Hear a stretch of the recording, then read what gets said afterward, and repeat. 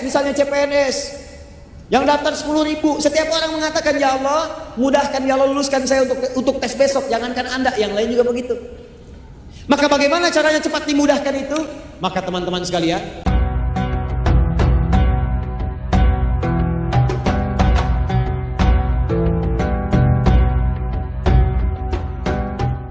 cari kalimat yang paling menyentuh, karena Allah punya sifat, diantaranya sifat yang sangat perasa. Allah itu maha lembut, latif, yang diantara kelembutannya cepat merasakan apa yang dimohonkan oleh hambanya. Begitu Anda cari ungkapan yang sangat menyentuh, maka seketika Allah kemudian balas, bahkan pada sekian detik yang tanpa Anda sadar. Contoh, Nabi Ayub mengatakan, lihat kalimatnya, wa anta arhamur rahimin. Ya Allah, kalimatnya singkat tapi padat.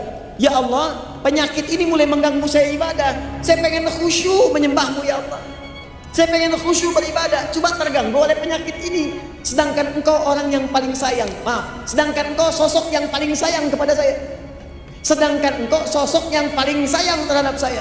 Kalau yang paling sayang saja tidak menyembuhkan, kepada siapa saya mesti memohon? Lihat kalimatnya. Sedangkan engkau sosok yang paling sayang kepada saya. Kalau yang paling menyayangi saja tidak menyembuhkan, kepada siapa lagi kemudian saya mesti memohon? Sama persis dengan minta ampun. Antum pernah berbuat salah, tidak ada manusia yang sempurna. Kemarin keliru, pernah mencuri, pernah zina, pernah minum dan sebagainya. Tiba-tiba ingin taubat, cari kalimat yang menyentuh. Perhatikan lisan Nabi Isa ketika bermohon kepada Allah, memohonkan ampunan untuk umatnya. Ya Allah, mereka memang salah. Ya Allah, kesalahannya banyak ya Allah. Tapi kalau engkau ampuni, engkau lah yang punya sifat penyayang. Tapi sekalipun harus dihukum, mereka hambamu ya Allah. Antum punya anak antum nakal, merusak kehidupan rumah tangga, buruk pada antum. Tiba-tiba satu kali pengen minta maaf, dia gandeng seorang ustadz. Begitu datang di rumah antum, ustadznya bicara, Bu, ini memang banyak kesalahannya, mungkin sudah tidak terukur lagi Bu, tapi saya mohon pada ibu, kalau ibu maafkan, ibu kan punya sifat kasih sayang. Tapi kalaupun ibu mau marahi juga, ini anak ibu yang ibu lahirkan lewat rahim ibu. Ibu berikan asinya, ibu sayangi, sekarang dia mau kembali. Demi Allah saya katakan, begitu kalimat itu muncul, jangankan kata-kata kasar, tangisan yang pertama keluar. Anda aja manusia punya sifat kasih, apalagi Allah yang Maha Rahman dan Rahim. Begitu Anda mohon dengan kalimat-kalimat yang indah, maka turun jawaban pada saat itu. Ya Allah, hamba sadar hamba berbuat maksiat banyak. Hamba sadar dosanya ya Allah begitu berlimpah. Tapi hamba yakin Engkau yang pernah berjanji akan mengampuni setiap hamba yang bertobat. Ya Allah, aku hambamu, aku ingin kembali. Kalau kepada yang menerima taubat saja tidak dikabulkan, kepada siapa lagi hamba mesti kembali? Begitu Anda sampaikan kalimat itu, seketika turun jawaban dari Allah Subhanahu wa taala. Nah, Nabi Ayub pernah menggunakan kaidah ini. Gunakan untuk ibadah, cari kata-kata yang menyentuh, maka apa jawabannya? Fastajabna. Menggunakan fa, harfu atfin rabitin baina syai'aini bila hudud. Huruf yang merangkai dua peristiwa tanpa jeda. Peristiwa pertama berdoa, peristiwa kedua mengabulkan.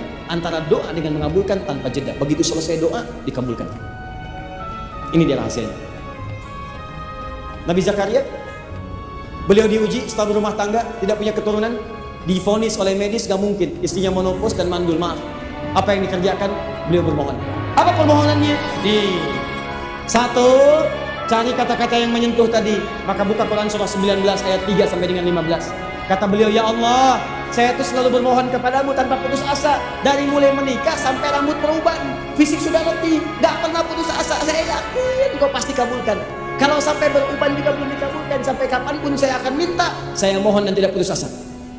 Dua, wa kanu yusari'una fil khairat. Cepat berbuat baik, diniatkan ibadah kepada Allah Subhanahu wa taala. Maka kalau Anda punya kesulitan yang sama, cepat lakukan itu, mohonkan kepada Allah dan kerjakan untuk niat ibadah kepada Allah Subhanahu wa taala. Jelas? Kalau antum hafal ini sangat bagus. Karena setiap kali antum baca, sebelum baca doa, baca ini dulu, dipastikan doanya diijabah. Bahwasanya Buraida berkata radhiyallahu anhu, Nabi SAW mendengar seorang laki-laki mengucapkan doa, ya Allah, ya dia katakan, Allahumma inni as'aluka, sesungguhnya aku memohon kepadamu, bi anni asyhadu annaka antallah, dengan ya, atau dengan bersaksi bahwasanya engkau adalah Allah, la ilaha illa ant, tidak ada Tuhan yang berhak disembah kecuali engkau, al-ahad as-samad, al-ahadus samad, yang Maha Esa lagi tempat bergantung segala sesuatu. Alladzi lam yalid wa lam yulad, yang tidak beranak dan juga tidak diperanakkan. Wa lam yakul lahu kufuwan ahad, dan tidak ada seorang pun yang setara dengannya. Waqal, maka Nabi SAW bersabda, sungguh orang ini dia telah memohon kepada Allah dengan namanya.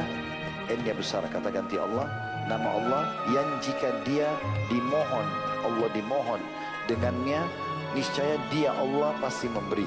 Dan jika dia diseru dengannya, niscaya dia mengabulkannya. Yang tu baca itu, Allahumma as'aluka bi anni asyhadu annaka antallahu alladzi la ilaha illa antal ahadus samad alladzi lam yalid wa lam yulad wa lam yakul lahu kufuwan ahad. Lalu kita masuk ke doa kita. Ini sebenarnya mirip diambil dari potongan-potongan surah Ikhlas ya. Pengingkaran dengan tauhid kepada Allah SWT. Tapi ini sangat bagus. Kita bersaksi bahwasanya tidak ada Tuhan selain Allah, lalu kita membaca Al-Ahadus Samad, yang Maha Esa dan juga semua bergantung padanya. Alladzi lam yalid wa lam yulad, yang tidak beranak tidak beranakkan, wa lam yakul lahu kufuwan ahad, dan juga dia tidak bergantung atau membutuhkan siapapun. Maka setelah itu kita masuk ke doa kita, dijamin oleh Nabi SAW akan diijabah.